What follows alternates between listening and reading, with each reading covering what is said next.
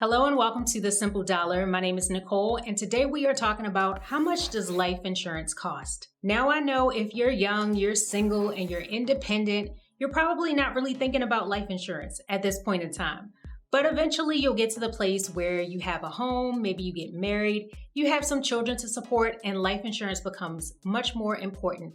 Actually, it becomes vital to your family's financial future. So in today's video, I'll be breaking down exactly what is life insurance and how much it's going to cost you. But before we get to that, if you're brand new to The Simple Dollar, first off, welcome. We're glad to have you here. And I hope that this video is exactly what you're looking for. And if you're looking for more great personal finance content, more great personal finance videos and articles, then be sure to check out not only the YouTube channel here, but also check out thesimpledollar.com for more written materials and articles on everything from saving to investing to getting out of debt to building future wealth.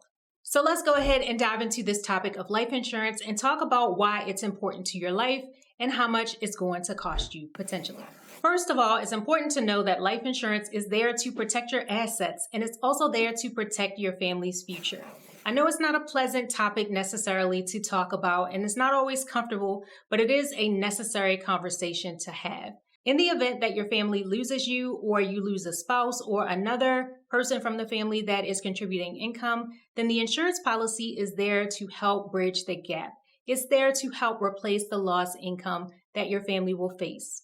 By replacing that unexpected loss of income, your family will be able to continue to live in the house that they have been raised up in. They also will have the option to continue on with other financial goals that you've had, like maybe planning to send your kids to school completely debt-free. With a little bit of time and careful planning, you can find the right insurance policy for you and your family's needs, so that money can be there when your family needs it most. A question that you might be asking yourself is, how much does life insurance cost? That's definitely a very valid question. You should definitely be inquiring about the cost before you make any purchase, and life insurance is no different. So here's what you need to know about the cost of life insurance. The life insurance company incurs a certain amount of risk when they offer you an insurance policy. So those policies and premiums go up in price depending on the type of lifestyle that you lead. For example, if you're a person with a number of personal risk factors, then your premiums per month or per year could be much more expensive than someone who leads a lower risk lifestyle. You could also think of it in terms of,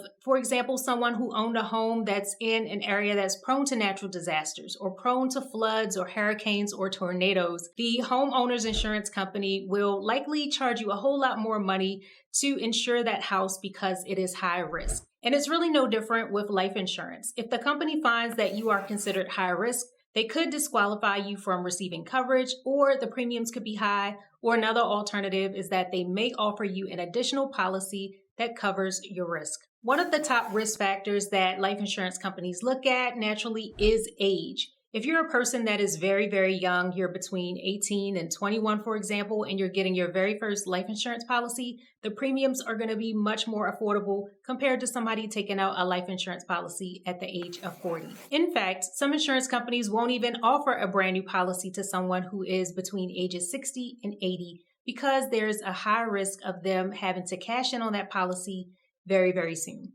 Another risk factor that life insurance companies may look at is your physical build. Specifically, they'll look at your BMI or your body mass index, which is the relationship between your height and your weight.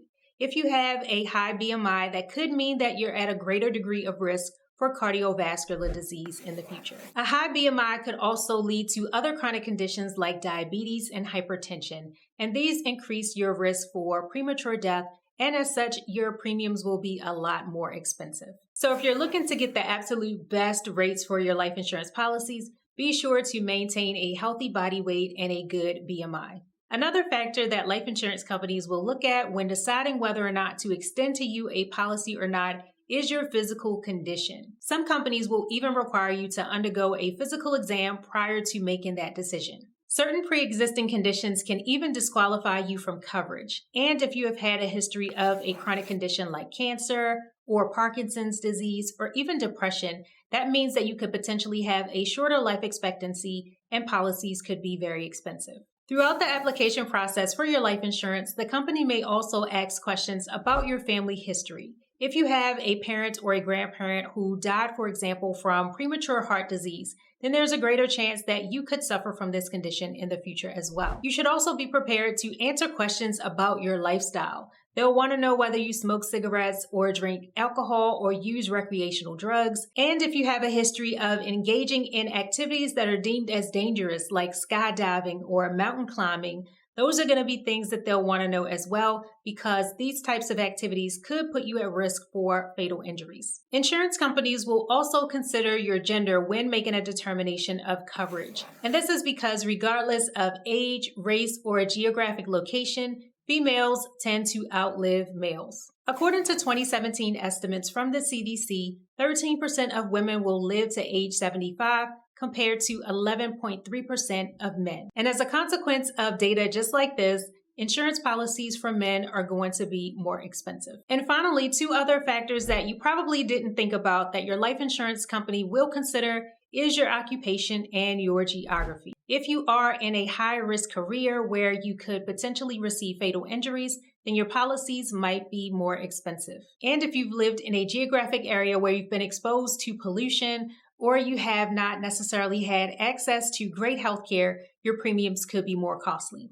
You can also expect the life insurance company to do a deep dive into your smoking history if that applies. Not only whether or not you have smoked in the past, but also the nitty-gritty details like whether you have been chewing tobacco, whether you have used nicotine patches, whether you vape, whether you smoke marijuana. They're going to want to know all of the details to make a determination of coverage.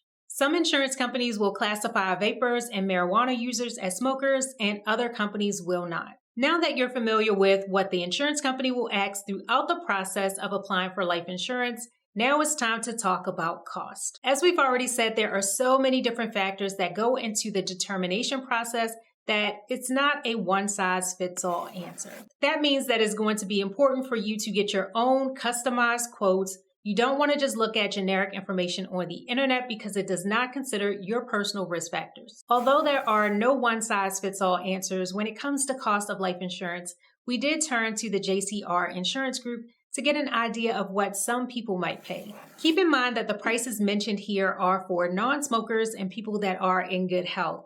And it should also be mentioned that these prices are for monthly premiums, and it's for a $500,000 30-year term life policy. A 20-year-old female that is in good health and is a non-smoker could expect to pay around $23 per month for her life insurance premium, compared to a male of the same age who would be expected to pay around $29 per month for the same type of policy. And if we go a step further and advance the age just a little bit, a female age 40 would expect to pay $41 for her premiums per month, compared to $51 per month for a male of the same age. The reason I'm sharing these examples is because it just illustrates the difference that you can expect to pay in your policies based on gender as well as age. This simply means that if you are younger, you will enjoy lower premiums, and it makes more sense to get your policies when you are young. And then that way, if you need to extend your policies as you get older, it's usually easier to do so than waiting until you're 60 years old to get a policy for the very first time. We'll also take a quick look at the cost of universal life insurance policies for a similar person with the same type of health profile. For a 20-year-old female looking to get a universal life insurance policy that covers up to $250,000 guaranteed to the age of 121, that person can expect to pay $57 per month for her premiums. On the other hand, a male of the same age, age 20, can expect to pay a little bit more for his monthly premiums at $68 per month. And keep in mind, again, this is for a $250,000 policy guaranteed up to the age of 121. Just like with our other example, if we advance the age to age 40, a female could expect to pay $114 per month for this universal life insurance policy, and a male age 40 can expect to pay $131 per month. As you can probably tell, there is a pretty clear difference in terms of price when you're talking about a universal life insurance policy compared to a term life policy. So if you're looking to get the best bang for your buck and you're on a tight budget, then more than likely term life is going to be the type of insurance you'll end up looking for. If you don't understand the difference between a term life and a whole life insurance policy, don't worry, a whole lot of people don't necessarily understand it, but I'll break it down really quickly for you. A term life policy pays a lump sum to your beneficiaries if you die within the term, which your family can then turn around and use for your burial costs as well as any other expenses, and to also temporarily replace your lost income. On the other hand, whole life insurance policies also pay a lump sum when you die, but over time they also pay a cash value, which can be borrowed against, or the cash can be pulled out when it reaches a certain balance. And universal life policies are like modern, updated whole life insurance policies, and they earn interest at money market rates. If you're frugal just like I am, I can already see the wheels turning in your mind and you're trying to figure out how you can save money on your premiums.